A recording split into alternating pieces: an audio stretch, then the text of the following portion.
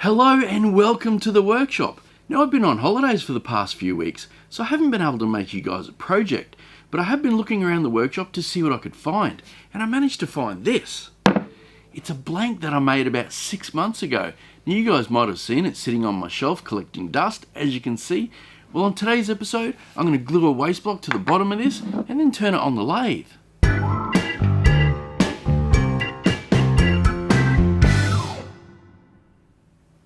Now my plan for this piece was to add it to my own personal collection, and that's why there's no video footage of how I made this blank, but I can explain it.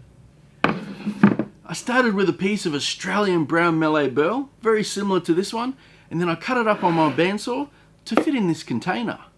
I then painted the piece of burl using some mica powders, and then once that was done, I was able to cast it in resin using river pour. Now because river pour is a deep casting resin, I left it about 4 days and then popped it out of the mould just like this. So now that you have a rough idea how I got to this stage, I'm going to glue on my waste block so we can start turning.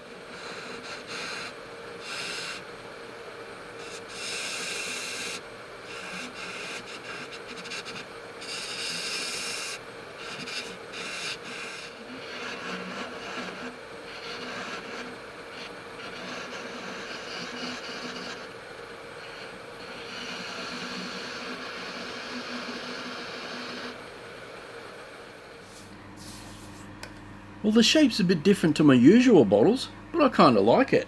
Now the next thing I need to do is take it off this lathe, put it on my sanding lathe and finish it up.